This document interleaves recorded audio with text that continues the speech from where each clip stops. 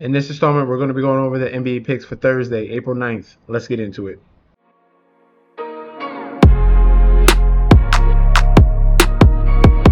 Welcome back to the channel. It's your boy Chef D, and I'm here to bring you the winning ingredients for our April 9th NBA slate we got going on for Thursday. But before we dive into that, don't forget to like, comment, and subscribe to the channel. Make sure you follow me on Instagram and Twitter at @ChefD. Don't forget about that TikTok at Chef_D91.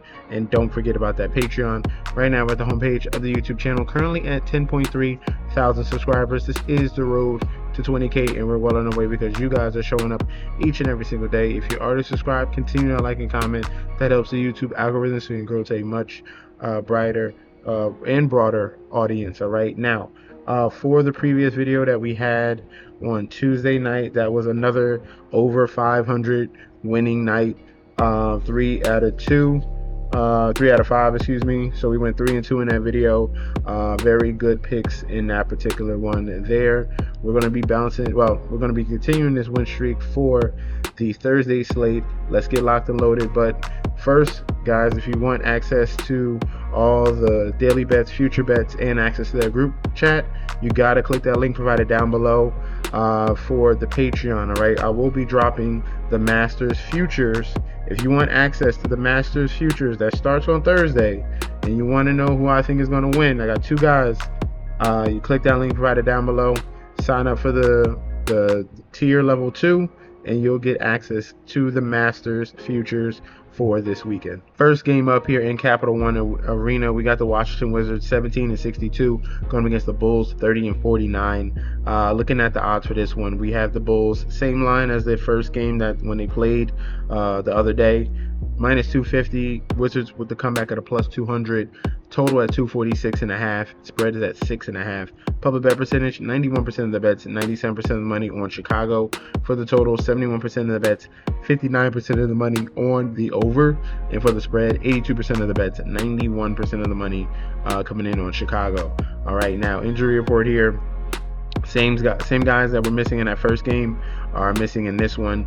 But Matas Buzelis out on the IR, Josh Giddey out on the IR, Isaac Okoro's day-to-day. We're waiting for some young guys here with the Wizards here, and Jaden Hardy and Trey Johnson right now for them. But in the last game that they played a couple days ago, they did not show up and score. All right, that was really the issue here. They only put up 98 points. In recent games, the Wizards they can score with you, but obviously they have absolutely no defense, and they're gonna continue to let you put up the huge totals here, 120 and above, 150 even, matter of fact, to a couple teams here. So despite the fact that Chicago is missing some key starters, they got plenty of bench guys that can put up points. We saw Rob Dillingham score 25 for Chicago. Colin Sexton putting up 20. They got a bunch of guys that can put up points here. So I want the over 246. I think the Wizards put up points and come with the Chicago Bulls here. And obviously this is the worst defense in the league. I would like to go opposite in this game. That's what tends to happen in these home-to-home back-to-back games. I would love to go with Wizards plus 6.5, but it's just a very, very scary bet. So I would just go with the over 246.5 in the total, or the over in the Chicago Bulls team total, which should be around 120. Next game up here, we have the Pacers as road favorites -150, Brooklyn Nets as underdogs +125. Total at 224.5. Spread is at 2.5. For the public bet percentage, 73% of the bets, 99% of the money, all over Indiana. For the total, 86% of the bets, 84% of the money towards the over 224.5. And for the spread, 67% of the bets, 73% of the money on the Pacers to cover this number here.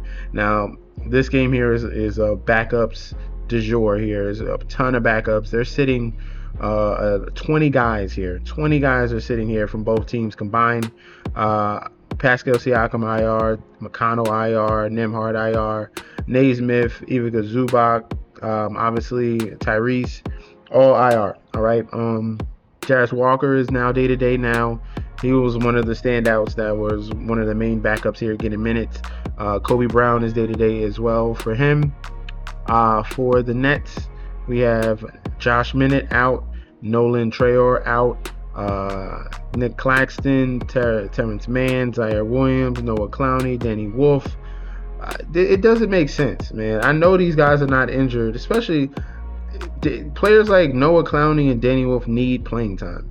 They really need playing time and need time to develop. Um, it's just embarrassing what we got now for the NBA. It's really embarrassing. Um, so this is a whole bunch of G Leaguers here. Now, can they score? That's going to be the question. We've seen a similar result here with Brooklyn Nets in Milwaukee, where it was the same backups here, backups on the other side with Milwaukee, and they weren't able to score nowhere near 100 points. Minnesota, they were sitting some of their guys. It wasn't a total shit show that we're seeing right now.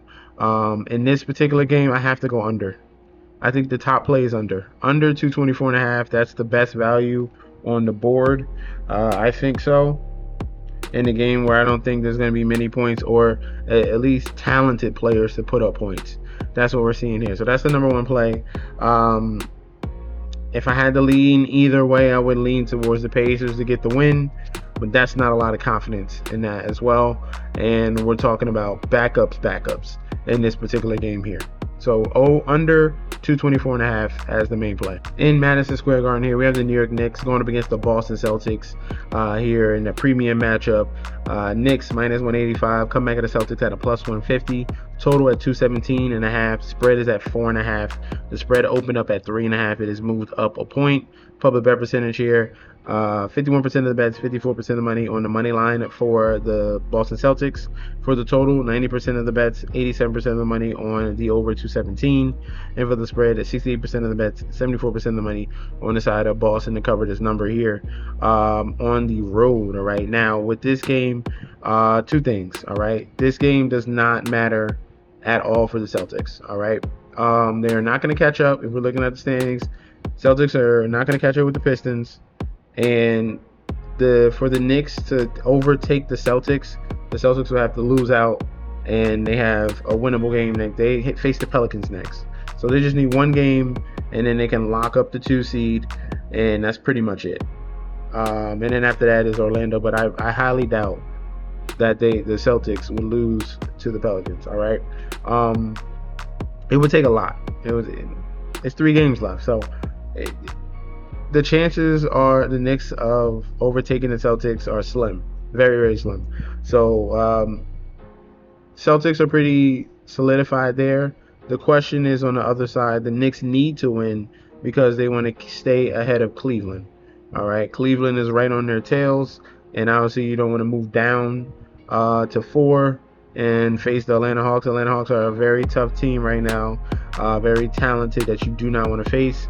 And you want to stay and have the opportunity of facing Toronto, Orlando, or Philly, that's a little bit better than Atlanta. I mean, if Philly moves up to 6, that's another tough matchup. But the Knicks are pretty much, they want to win to stay at the 3. All right. In this game here, we're waiting for the injury report on Jaylen Brown, Derek White, Neemias Queta, and Sam Hauser. All right, so most likely the Celtics are going to be sitting these guys, keep them rest. They've been alternating. They've been sitting Brown and White, and then they'll play Tatum, and then they'll switch and sit Tatum. And so we see what the Celtics are doing here. Top of the line here is we're taking the Knicks. Give me the Knicks on the money line, main play, secondary play. Give me the Knicks to cover the spread as well. They're going to be more motivated. They're at home where they play much better basketball. They have under 10 losses at home as well. Give me the Knicks money line and Knicks to cover. In Houston here, Toyota Center, we have the Rockets going against the 76ers.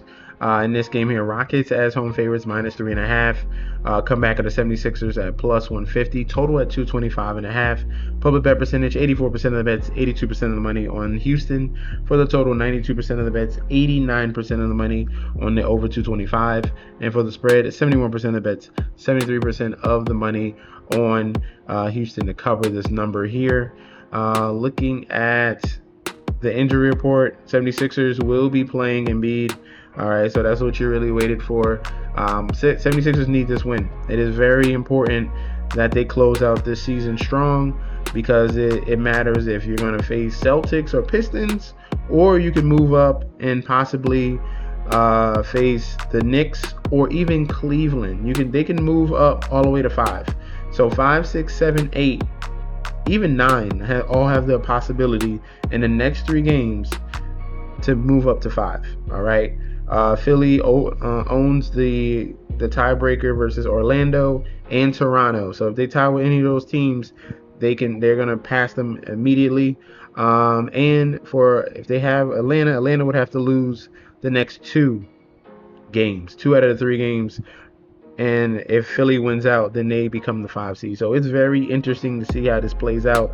But number one fact, Philly has to win this game. So give me the plus 3.5 in this one here. Philly shouldn't even be a playing team. They really shouldn't. But Philly plus 3.5. And I'm gonna go with the over 225.5 in the total. I think the offensive power here for Philly is gonna get going with Maxey, with Paul George, with Joel Embiid. It's going to be too much for Houston. They can't keep up with that type of scoring right there. All right, in Chase Center here we have the Golden State Warriors 37-42 going up against the LA Lakers 50-29. Looking at the odds for this one here, Warriors come in as home favorites minus 190. Lakers on the comeback at a plus 155. Total at 225.5, and spread is at 4.5. Puppet bet percentage 80% of the bets, 85% of the money on Golden State Warriors. For the total, 90% of the bets, 90% of the money on the over 225. And for the spread, 75% of the bets, 76% of the money on Golden State to cover this number here. Obviously, Steph Curry is back in the fold, and this is an absolutely decimated LA Lakers team. All right, now it's saying Curry is day-to-day, so we're going to have to wait on confirmation for him.